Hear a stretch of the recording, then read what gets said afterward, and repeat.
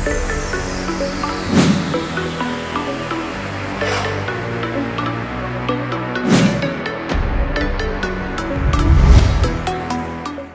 Hello welcome to వింతలు విచిత్రాలు. ప్రపంచంలో జరిగిన కొన్ని వింతలు విచిత్రాల గురించి ఈరోజు మనం చర్చించుకుందాం.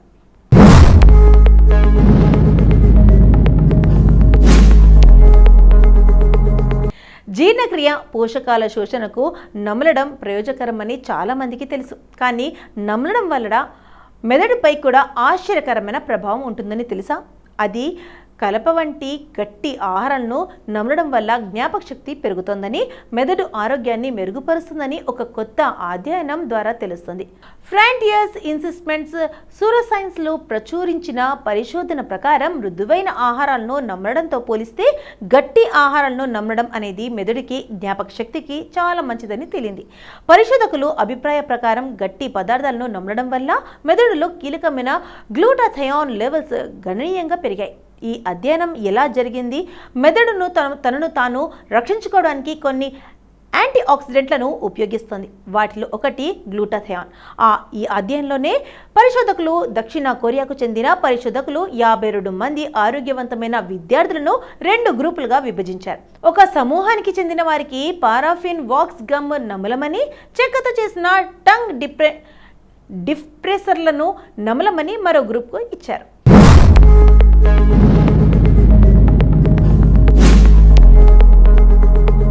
30 సెకండ్లు నమలడం, స్వల్ప విరామం, మళ్లీ నమలడం, ఇలా 5 నిమిషాల పాటు ఈ ప్రయోగాన్ని నిర్వహించారు.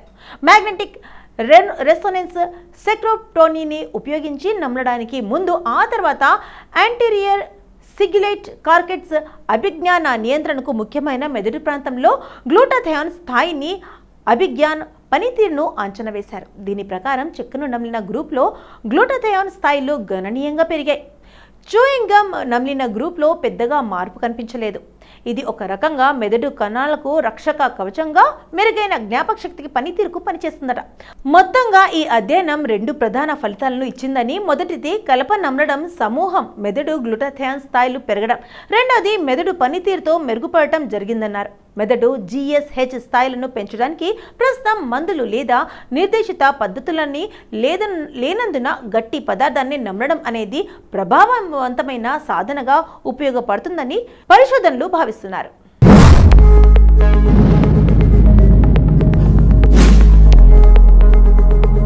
ఇంటర్నేషనల్ జర్నల్ ఆఫ్ మెడికల్ సైన్స్లో ప్రచురించబడిన ఒక అధ్యయనం ప్రకారం వృద్ధుల ఆరోగ్యకరమైన ఆహారం తీసుకోవడానికి, అభిజ్ఞాన పనితీరును కాపాడుకోవడానికి బాగా నమలగలగడం చాలా ముఖ్యం. నిజానికి దంతాల నష్టం అల్జీమర్స్ వ్యాధికి ఒక ప్రధాన ప్రమాద కారకం. బయోమెడ్ రీసెర్చ్ ఇంటర్నేషనల్ ప్రకారం నమలడం అనేది హిపోకాంపస్, ప్రిఫ్రంటల్ కార్టెక్స్ సహా అభిజ్ఞాన ప్రక్రియకు అవసరమైన అనేక మెదడు ప్రాంతాలను సక్రియం చేస్తుంది. నమలడం వల్ల మెదడు కార్యకలాపాలను, రక్త ప్రవాహాన్ని ప్రవాహిత చేస్తుంది. మెదడుకు చక్కటి ఆక్సిజన్, పోషకాల సరఫరాను మెరుగుపరుస్తుంది. నోట్: ఇది పరిమితంగా నిర్వహించిన పరిశోధన మాత్రమే అని గమనించగలరు. బలపాలు, సున్నం, బియ్యం లాంటి వాటిని అసాధారణంగా తినడాన్ని అనారోగ్యానికి చిహ్నం. ఆహార పోషకాలు లోపాలు, ఒత్తిడి కారణంగా ఇలాంటి అలవాట్లు వస్తాయి. అలాగే చెక్కను నమలడం లిగ్నోఫాగియా అని కూడా పిలుస్తారు. చెక్కను నమలడం వల్ల దంతాలు దెబ్బతింటాయి. ఇది బ్యాక్టీరియా వ్యాపించే అవకాశం ఎక్కువ. పైగా కొన్ని మొక్కలు విషపూరితంగా కూడా ఉంటాయి.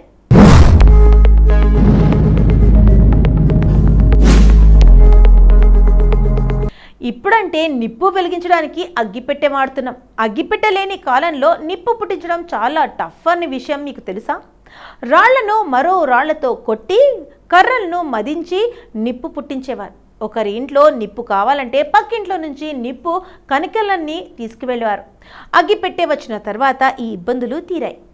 క్రీస్తు శకం 577 నుంచే చైనాలో రాజవంశానికి చెందిన స్త్రీలు నిప్పు కోసం కొన్ని ప్రత్యేకమైన కర్రల్ని వాడేవారని, వాటికి రసాయనాలు పూసి నిప్పు పుట్టించేవారని చరిత్రకారులు అంటున్నారు. చరిత్రలో అవే తొలి అగ్గిపుల్లలని వారు అంచనా వేస్తున్నారు. ఆ తర్వాత 16వ శతాబ్దంలో అప్పటి శాస్త్రవేత్తలు గ్యాస్ ఆధారంగా నిప్పు పుట్టించే ప్రయోగాలు చేశారు. 1832లో లండన్లో తొలిసారిగా సిగార్లు వెలిగించుకునేందుకు కర్రతో పుల్లలు తయారు చేసి వాటి చివరను రసాయనాలను అంటించారు. ఇవి చాలా ఉపయోగకరంగా ఉండడంతో వీటిపై మరిన్ని ప్రయోగాలు జరిగాయి.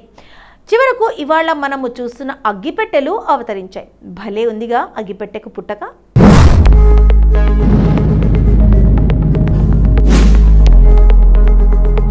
ప్రపంచవ్యాప్తంగా పర్యాటక రంగం దూసుకుపోతున్న వేళ ఇప్పటికీ కొన్ని దేశాలు పర్యాటక అంశాలు విడటం లేదు. వాటిలో ఉత్తర కొరియా, సౌదీ అరేబియా, భూటాన్, తుర్కమెనిస్తాన్ ముందు వరుసలో ఉన్నాయి. ప్రపంచంలోనే అత్యంత రహస్యమైన దేశం ఉత్తర కొరియా. ఇక్కడ పర్యటించడానికి చాలా కఠినమైన నిబంధనలున్నాయి. కేవలం కొన్ని ప్రత్యేక పర్యాటకులకు మాత్రమే అనుమతిస్తారు. సౌదీ అరేబియాలో విదేశీ పర్యాటకం చాలా పరిమితంగా ఉండేది. ఆ దేశం 2019లో పర్యాటక వీసాలు జారీ చేయడం ప్రారంభించినా ఇప్పటికీ కొన్ని ప్రాంతాలకు విదేశీ పర్యాటకులు వెళ్ళడానికి అనుమతించడం లేదు. తుర్కమెనిస్తాన్లో పర్యటించడానికి వీసా పొందడం చాలా కష్టం. ఇక భూటాన్ అనేది దేశం పర్యావరణాన్ని కాపాడుకోవడానికి ఇతర దేశాల పర్యాటకుల సంఖ్యను పరిమితం చేస్తుంది.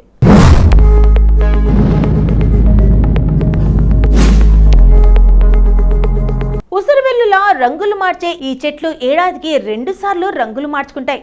ఇవి ఆంధ్రప్రదేశ్లోని అల్లూరి సీతారామరాజు జిల్లా మన్యం ప్రాంతంలో అరకులోయ నియోజకవర్గంలోని హుకుంపేట్ మండలం దుర్గం గ్రామ పంచాయతీ బంగారం గర్రపు సమీపంలోని ఉప్ప గ్రామంలో ఈ చెట్లను చూడవచ్చు. దాదాపు 16,000 ఎకరాలు విస్తరణలోని వనంలో ఈ చెట్లు ఉన్నాయి. ఇవి దాదాపు 20 మీటర్ల ఎత్తులో గుండ్రంగా పెరుగుతాయి. వీటి ఆకులు దీర్ఘ వృత్తాకారంలో ఉంటాయి. సపోటసి కుటుంబానికి చెందిన ఈ వృక్షాన్ని ఇండియన్ బటరీ అని పిలుస్తారు. ఉప్ప చెట్లు వనంలో నెమళ్లు సహా రకరకాల పక్షులు, కోతులు కనిపిస్తాయి. ఇక్కడ దోమలు, గబ్బిలాలు మాత్రం కనిపించవు. ఏడాదికి 2 సార్లు రంగు మార్పు. ఈ చెట్ల ఆకులు ఏడాదికి 2 సార్లు రంగులు మారుతాయి. సాధారణంగా ఇవి మిగిలిన ఆకుల్లా ఆకుపచ్చ రంగులోనే ఉంటాయి. ఏటా జనవరి, ఫిబ్రవరి నెలల్లో ఒక్కసారి, సెప్టెంబర్, అక్టోబర్ నెలల్లో మరోసారి రంగులు మారుతుంటాయి. తోలుత తెలుపగా తర్వాత లేత గులాబీగా మారి చివరకు ఎరుపు రంగులోకి మారతాయి.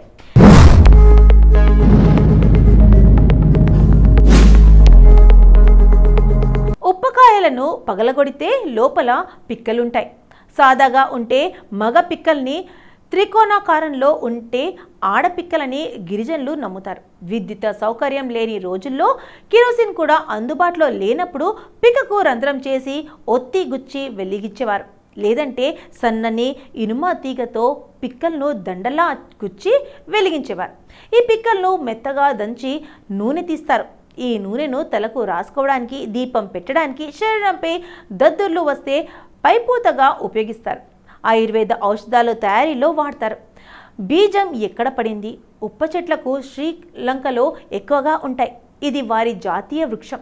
మన దేశంలో హిమాలయాల చుట్టుపక్కల బీహార్లో అక్కడక్కడా కనిపిస్తాయి. దక్షిణాదిన అల్లూరి జిల్లాలోనే తారసపడ్డాయి. ఈ చెట్ల పుట్టకు గురించి 2 కథలు ప్రాచుర్యంలో ఉన్నాయి. 17వ శతాబ్దంలో ఒక సాధువు ఈ ప్రాంతానికి వచ్చినప్పుడు ఓ ఇంటికి వెళ్ళిన అన్నం పెట్టాలని అడిగాడట. వారు తిరస్కరించగా కొంత దూరం ప్రయాణించిన తర్వాత మరో ఇంటికి వెళ్ళి వేడుకున్నాడు. ఆ ఇంట్లో భోజనం పెట్టగా తిని సంతృప్తి చెంది ఆ ప్రాంతంలో బంగారం పండుతుందని ఆశీర్వదించి అన్నం పెట్టిన చోట ఉప్ప చెట్లు పెరుగుతాయని శాపం పెట్టినట్లు గిరిజనులు చెబుతుంటారు.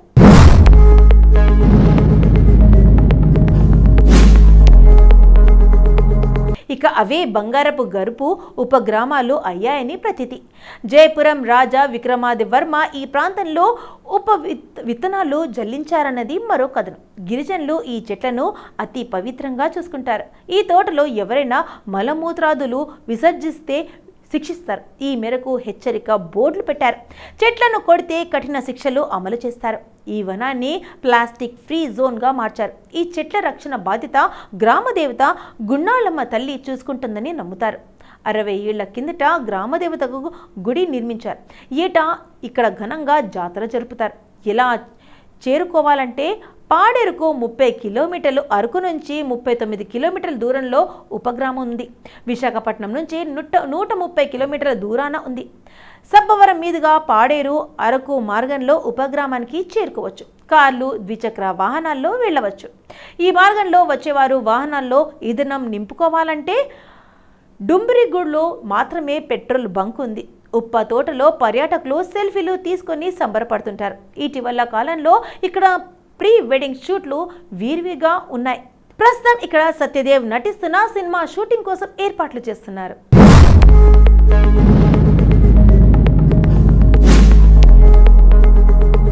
అవతలి వాళ్ళు మన గురించి దూరంగా వెళ్ళిపోయే పరిస్థితి తెచ్చుకోకూడదు. ఒకవేళ ఆ పరిస్థితి వస్తే వాళ్ళు మనల్ని దూరం చేసుకున్నామనే ఫీల్ కలిగేలా మనం ప్రవర్తన ఉండాలి. అంతే తప్ప దిగజారి దారుణాలకు ఒడిగడితే పరిస్థితి ఇలానే ఉంటుంది. ఇక్కడ ఒక వ్యక్తి అలాంటి పని చేసి కటకటాల పాలయ్యాడు.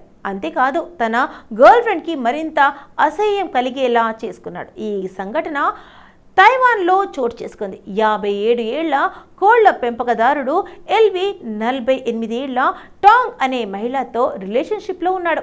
వాళ్ల బంధం 15 ఏళ్లు కొనసాగింది. అయితే ఎల్వి ప్రవర్తన సరిగ్గా లేకపోవడం, కుటుంబ తోడ్పాటుకు ఎటువంటి సహకారం లేకపోవడంతో విసిగిపోయిన టాంగ్ అతడితో బంధానికి స్వస్తి చెప్పింది. అప్పటి నుంచి ఆమె వేరుగా జీవిస్తుంది.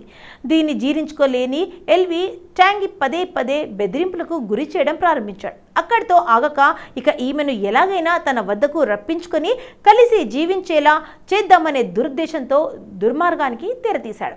ఆమె తండ్రి సమాధి వద్ద ఉండే చితాభస్మాన్ని దొంగలించి ఆమె మనోవ్యధను కలిగిస్తే ఖచ్చితంగా తన వద్దకు తిరిగి వస్తుందని భావించాడు.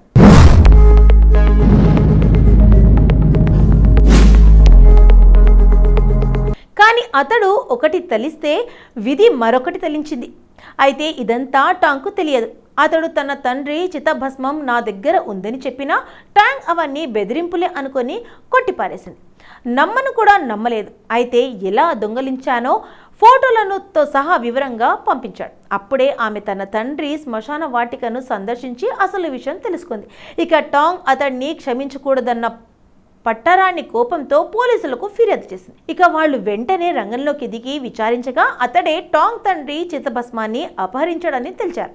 అయితే అప్పటికే ఎల్వి మనీ లాండరింగ్కి సంబంధించిన కేసులో జైల్లో ఉన్నాడు. ఇక ఈ ఘనకార్యంతో ఎల్విపై మరిన్ని అభియోగాలు మోపి అరెస్ట్ చేశారు. అలాగే అతడి నుంచి ఆమె తండ్రి చితభస్మాన్ని కూడా స్వాధీనం పరుచుకొని టాంగ్కి అప్పగించారు. ప్రేమతో మన నుంచి దూరమైన వాళ్ళు మనసుని గెలుచుకోవాలి, కానీ ఇలాంటి పనులతో బలవంతంగా రప్పించుకుంటే విధి సైతం సహకరించదు అంటే ఇదే కదా.